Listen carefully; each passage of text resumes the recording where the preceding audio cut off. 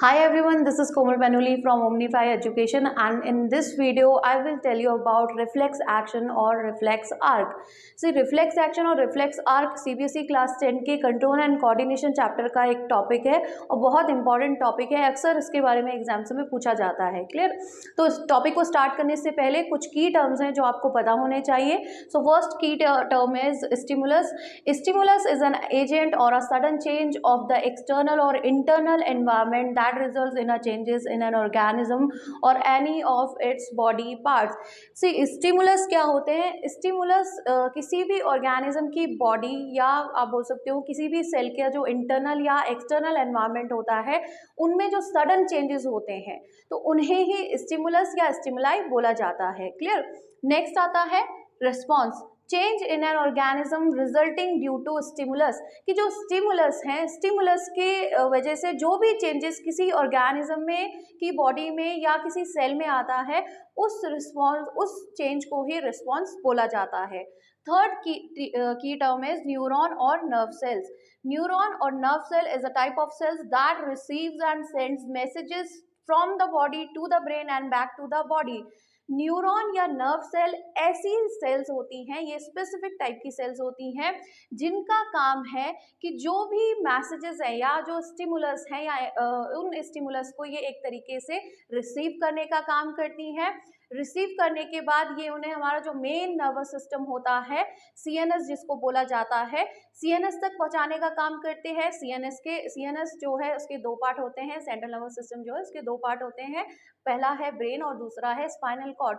तो यहाँ पर क्या होगा कि जो न्यूरॉन होते हैं, न्यूरॉन का काम है जो भी चेंजेस हुए हैं किसी भी ऑर्गेनिज्म की बॉडी के बाद जो भी चेंजेस हुए हैं उन चेंजेस को ब्रेन तक या स्पाइनल कॉर्ड तक पहुंचाने का काम करेंगे और इसके बाद ब्रेन और स्पाइनल कॉर्ड जो भी आउटपुट देते हैं उस आउटपुट को ये वापस बॉडी तक पहुंचाने का काम करते हैं। क्लियर? नेक्स्ट की टर्म आता है इम्पल्स. इम्पल्स क्या है? Impulse is an electric signal produced by a neuron when stimulated, कि नर्व सेल जो भी रिस्पॉन्ड देती हैं वो रिस्पॉन्ड ये करती हैं इलेक्ट्रिक इम्पल्सेस के थ्रू, या आप बोल सकते हो कि इलेक्ट्रिक सिग्नल्स के थ्रू।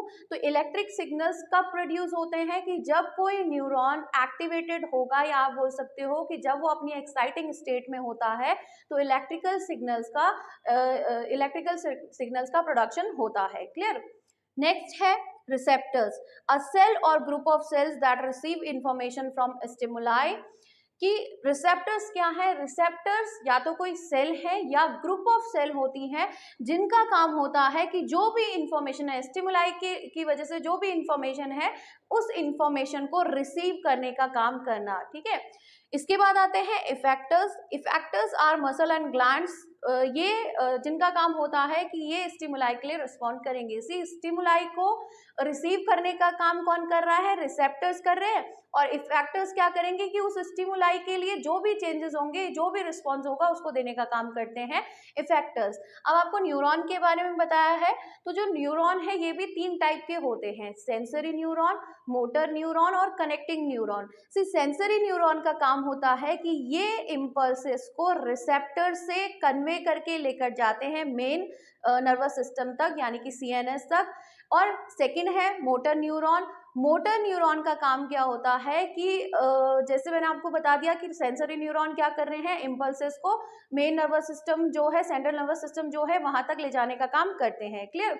मोटर न्यूरॉन क्या करेंगे कि ब्रेन और स्पाइनल कॉर्ड के थ्रू जो भी प्रोसेसिंग उनमें हुई है और प्रोसेसिंग के बाद जो आउटपुट है उस आउटपुट को कैरी करके ये लेकर जाते हैं इफेक्टर्स तक. ठीक है? थर्ड टाइप आता है न्यूरॉन का, एसोसिएशन न्यूरॉन या कनेक्टिंग न्यूरॉन. कनेक्टिंग न्यूरॉन को रिले न्यूरॉन भी बोला जाता है. इनका मेन फंक्शन ये है कि ये सेंसरी न्यूरॉन और मोटर न्यूरॉन के बीच कनेक्शन एस्टैब्लिश करने का काम करते हैं. So this is all about neuron and these are the key terms जो आपको पता होने चाहिए. Let's moving to the next topic which is reflex action. Reflex action, it is an automatic and rapid response to a stimulus, कि reflex action क्या है, एक automatic और रैपिड रिस्पॉन्स होता है किसी भी स्टिमुलस के लिए। देखो ऑटोमेटिक का मतलब क्या है कि जो अनकॉन्शियसली या अपने आप होने वाला, अनकॉन्शियसली का मतलब यहाँ पर आप ये बोल सकते हो कि which is not controlled by us, ठीक है। ऐसा रिस्पॉन्स जिसको हम कंट्रोल नहीं कर सकते, जो कंट्रोल नहीं कर सकते हैं और जो ऑटोमेटिकली होगा, ठीक है। रैपिड का मतलब क्या है कि बहुत क्विकली होगा, बहुत जल्दी होने वाला रिस्पॉन्स है। नेक्स्ट है कि it plays an important role in ensuring the survival of organism in adverse conditions, कि जो रिफ्लेक्स एक्शन है ये क्यों ज़रूरी होता है, क्योंकि कोई भी ऑर्गेनिज्म जब वो किसी ऐसी कंडीशन से गुजर रहा हो जहाँ पर उसका ब्रेन एकदम से काम ना करे, वहाँ पर रिफ्लेक्स एक्शन ही उस ऑर्गेनिज्म के सर्वाइवल के लिए ज़रूरी हो जाता है, ठीक है।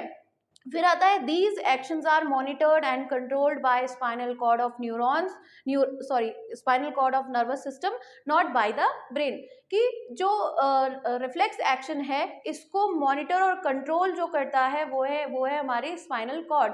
ये ब्रेन इसको कंट्रोल या मॉनिटर नहीं करता है। उसके पीछे रीजन ये है कि देखो कोई भी इम्पल्स, अगर जो भी स्टिमुलाई है, सपोज यहाँ पे हमने एक स्टिमुलाई लिया है कि हॉट पेन को जब कोई सडनली एकदम से अचानक से उसको टच कर लेता है, क्लियर। अब यहाँ पे अगर ब्रेन इन्वॉल्व होता तो प्रोसेसिंग में क्या होता है कि बहुत ज़्यादा टाइम लग जाता, ठीक है। यहाँ पे क्या होगा कि जो ब्रेन है वो प्रोसेसिंग में इतना ज़्यादा टाइम ले लेगा कि जब तक वो मसल को इंस्ट्रक्ट करेगा तब तक उस पर्सन का हाथ क्या हो जाएगा, जल चुका होगा, क्लियर। तो यहाँ पर हमारी जो स्पाइनल कॉर्ड है वो एक इम्पॉर्टेंट रोल प्ले करती है, कि स्पाइनल कॉर्ड क्या करती है कि ब्रेन तक पहुँचने से पहले ही जो स्टिमुलाई है या जो स्टिमुलस के लिए जो इम्पल्सेस होंगे वो हमारे स्पाइनल कॉर्ड तक पहुंच जाते हैं, और स्पाइनल कॉर्ड क्या करती है, एक ऑटोमेटिक और एक सडन, एक क्विक रिस्पॉन्स देती है, ठीक है।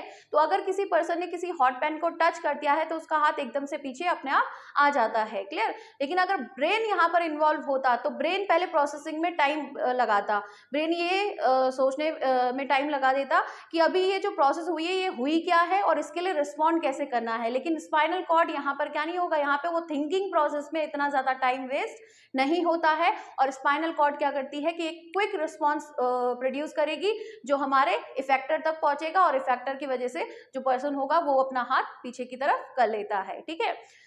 So this is about reflex action, and the next topic is reflex arc. So the pathway taken by nerve impulse in a reflex action is called reflex arc, यानी कि nerve impulse reflex action को करने के लिए जिस pathway को follow करती है उस pathway को reflex arc बोला जाता है।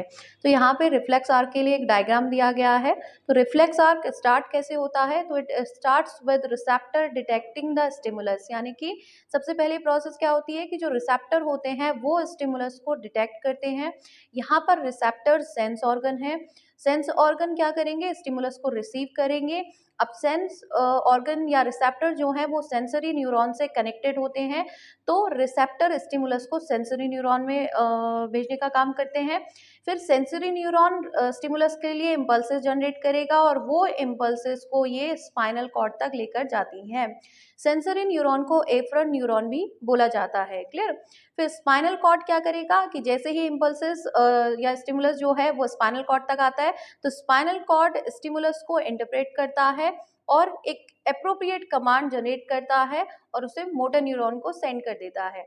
मोटर न्यूरॉन यहाँ पर क्या करेंगे कि उस कमांड को यानी कि जो मोटर कमांड है, मोटर कमांड यहाँ पे कौन सी कमांड है जिसे स्पाइनल कॉर्ड ने स्टिमुलस को इंटरप्रेट करने के बाद जनरेट किया है, तो मोटर न्यूरॉन मोटर कमांड को इफेक्टर्स तक लेकर जाते हैं।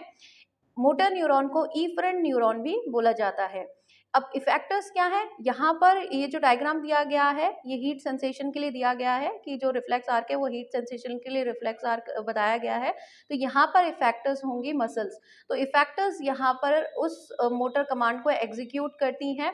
कैसे इसे एग्जीक्यूट करेंगी, बाय शोइंग द मूवमेंट, यानी कि मूवमेंट शो करेंगी। सो इसी तरीके से पूरा रिफ्लेक्स आर्क फॉलो किया जाता है नर्व इम्पल्सेस के थ्रू। ठीक है, तो यहाँ पर एक फ्लो चार्ट दिया गया है जो रिफ्लेक्स आर्क को शो कर रहा है। तो सबसे पहले स्टिमुलस रिसेप्टर्स के थ्रू रिसीव होगा, रिसेप्टर्स स्टिमुलस को सेंसरी न्यूरॉन में कन्वे करेंगे। सेंसरी न्यूरॉन जो स्टिमुलस होगा, स्टिमुलस के लिए एक इम्पल्स जनरेट करेंगे, वो इम्पल्स स्पाइनल कॉर्ड में जाएगा। स्पाइनल कॉर्ड फिर उस स्टिमुलस को इंटरप्रेट करते हैं और इंटरप्रेट करने के बाद एक कमांड जनरेट करते हैं। वो कमांड फिर मोटर न्यूरॉन के थ्रू हमारे इफेक्टर्स में जाएंगे और इफेक्टर्स जो होंगे वो मूवमेंट के थ्रू या सडन चेंजेस के थ्रू क्या करते हैं, उस कमांड को शो करते हैं। क्लियर? तो ये पूरा का यहाँ पे एक्शन दिया गया है। एक्शन का मतलब यहाँ पर क्या होगा कि एक रिस्पॉन्स शो करती हैं हमारे इफेक्टर्स। तो this is all about reflex action and reflex arc. So if you have any query regarding the topic, please ask in the comment section below. Thanks for watching.